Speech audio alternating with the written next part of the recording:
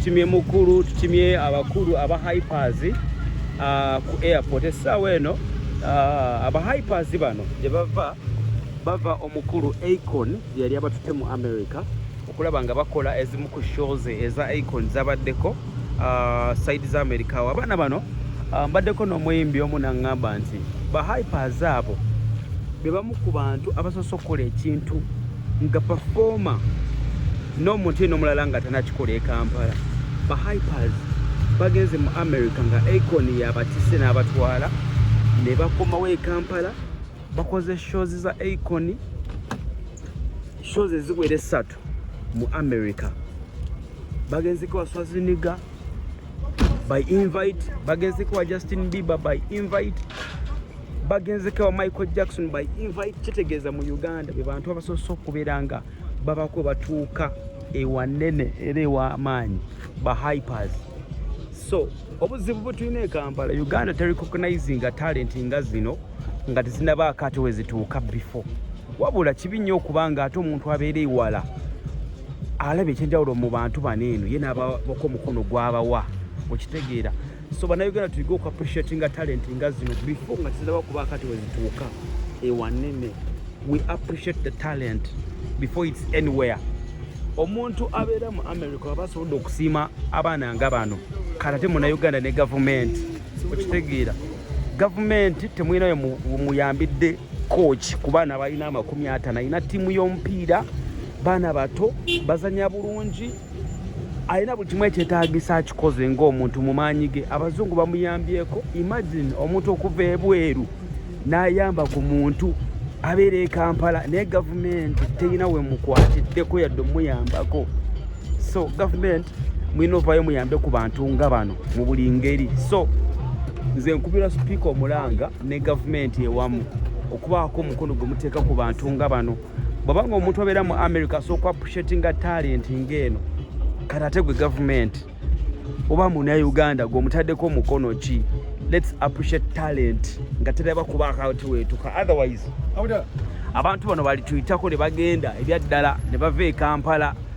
Muyinza beekwasa mutya? Munnayuganda gwabeera e Dubai, ali mu America, ali e Dubai, ali buli wamu yina gy'oli. Appreciating a talent ng'eno before nga tenabaako weetuuka okitegeera. So tuze kubana ku airport balandinga ku ssaawa 4 n'eddakiika 15 bagenda babalandinga. Eno yemu ku ttiimu ya hypers be bamu ku baana aba hypers boolabaawo wansi. So I call upon government okusupportinga coach n'abaana baayina okitegeera. So tuze kuba nona ku airport gabola tuze kuba kima bava mu America babadde ne show n'omukulu Akon bamitinze Swaziniga babadde naye. So they are coming back e Kampala. Bamitinze Justin Bieber, bamitinze buli w'amaanyi g'omanyi mu America. So they are getting back here. Let us support. Genda ku channel yo teeka mu Hypers Kids Uganda osupportinge talent eno nga tena batuyita mu ngalo. Otherwise abazungu bagirabye bajja appreciate nze era tomanya. So bebamu ku baana balina boolabaawo aba Hypers Kids Africa bagenze mu America's Got Talent babaddeyo bakoze ekyamaanyi. Let's appreciate them okitegeera. Tikiyogera kuba bano ba hypers wamma gwoba olaba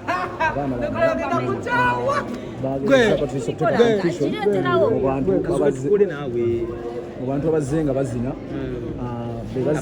amazina kubanga groups nyingi nnyo ezibaddewo twali badisuulirawo Masaka Kids baali basobola okikola naye aba hypers bagezezaako twaprovinga mbwa chances nyingi nnyo ezikyali ewabweru. So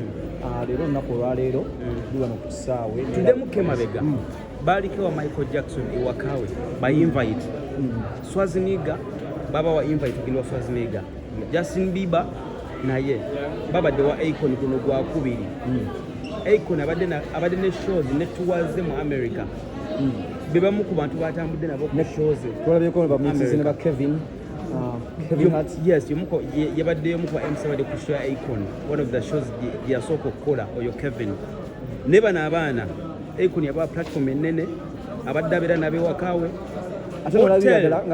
hotel wadde baliira emmere hotel y'aba celebrities bokka America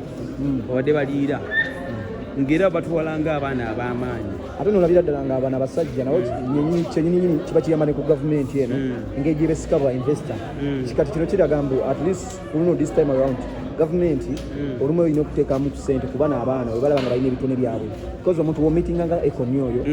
wajja wano kubanga tujjukira Akon lwasimbye okujja Kampala president yamuinvite infact balina bagala zimba ettaka acres ne acres z'amataka yaweeriri lyo omuntu yomu so abaana bano yabayise America yennyini ku shows kati nekirala nga olaba ne Burna Boy abayimbi abasinga bapromota abasinga bonna bagadde okuwamutuukako naye nga takutuukikako because tujjukira hamu yali ayagala okugulawo ekisaawe yali ayagala muleeta naye nokyogerako ekyo sho Akon yasookera ddala Burna Boy yaliwo ne maama we era nzijukira nabulungi maama wa Burna Boy nga awa Akon haga emirundi esatu ngalaga musanyufu nnyo okumitinga Akon same person fe twagala nnyo Burna Boy ne Burna Boy asinkanyiza maama we eri Akon ku show y'emu ebadde kuba hypers ng'abamu kuba performers ku show za Akon gwe kyetwogerako ki twesunga Burna Boy osanga singa badde nenkwatagana ennungi kubanga tesaawa zino bwetulaba ku Burna Boy kyemanyi nakati naye nyini ategedde mbu Uganda waliyo abaana bakola ki abazina neranduzazi kyensuubira kigenda kwongera okuggulawo enguudo z'abaana bano ab'enjawulo so that this niwe bazina mu video zino ez'abasajja bagenda tandika ebbanga babateekamu so that this kyongeramu ne ku income yaabwe ate neggwanga nga yo Uganda kubanga already twafuna dda okusooka alina tugenda performinga America's Got Talent eyo kyokka gyali achievement eyasooka then yaddako yeno abaana gyetulabe kubanga webagenda kululi ne Akon tebasobola agenda naye ku stage naye this time around olaba yabawadde omukisa baddayo nga bagenze kuminga ku shows exactly kuno bagenze kukola ekitegeeza enguudo zikyali nnene nnyo so that bano abantu ng'abo abazungu biki obalaba abaana nga bavudde mu Africa nga bagala we bati kyongera okuleetera ddala abantu abajja eno okufuba okulaba nga at least neggwanga lyo lyennyininyini nga tufuna ba investor abo bennyini president batera okwogerako ennyo so that tuba tusubira Akon waba yajja wano ekitegeeza Kevin Hart nga tajjangako wano n'abantu already kumpi abangazze because ajja kwagala okufollowinga bano abaana bavaawa babeera wa tuba tuli awo ennaku tono nnyo mabega coaching ampereza ka tweet nga omukulu Justin Derulo amuweereza tweet ng'amusaba njagala kukozesako kuzimu ku video n'agitaginga wansi video ba hypers ng'amusaba video eno asaba gikozesako ku YouTube yange mu shorts ng'asaba lukusa asaba coach owa hypers ng'amusaba lukusa okupostinga kamu ku videos zino eza hypers ku channel ye Justin Derulo eyo nyini ndozo jaba nayo ebira achievement ey'abaana bano because Jackson Derulo tumanyiko mbubi bantu abamu ababiri wabwe nga babba enyimba zaabwe balaba n'okufuluma ebiti no wabatadde oluyimba of course sense ye bejja luwa attention ey'amaanyi ennyo so that abaana bano batuuse ekiseera ng'asaba ekitegeeza kinatuuka ekiseera akole eki abeere nga yennyini kimukakatako okujja n'okulaba bano abaana ate tujja kwerabira muganda waffe 69 eyagulirawo abaana yajja wano n'ashutinga video ye ng'alina ekapiripiti exactly eyagulirawo bano abaana mukisa because bino byonna bitulaba at least ye yali amaze okulaga mbu ogenda mu Africa munsi Uganda waliyo abaana bebayita hypers so kyemanyi okuva yabawo omukisa ogwo tebaddangako mabega so that at least n'okutuuka kati kubanga omuntu ajja bateeka kale mu ggwanga n'amanya mbu ngenda wano okwewa hypers kubanga bonna betulina mu ggwanga kubanga bamasakidistukiriza nabo batambudde they are good but of course waliwo ebintu waliwo asukkuluma kati kino kyo kigenda gatambu ng'ovudde ku ba ghetto kids essaawa zino ndowooza banamba 2 betulina mu ggwanga beba hypers era nze nebaza coach akoze omulimu ogw'amaanyi kubanga ba ghetto kids are good but this guy akulaze nti asobodde n'okubayitako katonotono exactly ate ye n'ekirala ekimwawula ku ebyo locally wano teyeerabirawo nnyo amanya abantu bagamba tetusupportinga nnyo baana bano oba bawa platform ennungi bali batuuka eri wabweru ne bakola ki naye ndozo olaba yagezezzaako nnyo n'okubeera engage kyonna kyonna ekibawo atista kubeera bannamawulire n'abanga abategeeza agenze naye nena abateyeerabidde yeerabidde waka ate nga neera abaana okyabalaba akyalina abaana bangi nemulimu abayimbi eno gyolaba yemu ku ttiimu oba emu ku baana bayina bano ba mupiira ayina ab'omupiira era nze obweddanga gavumenti mbadde mbagamba nti tuleme kulinda abantu bano tuyitako okugenda wala nga tutaddeyo support muleme kujja at the end speaker wa parliament mwenna abalina omukono munene ate n'abantu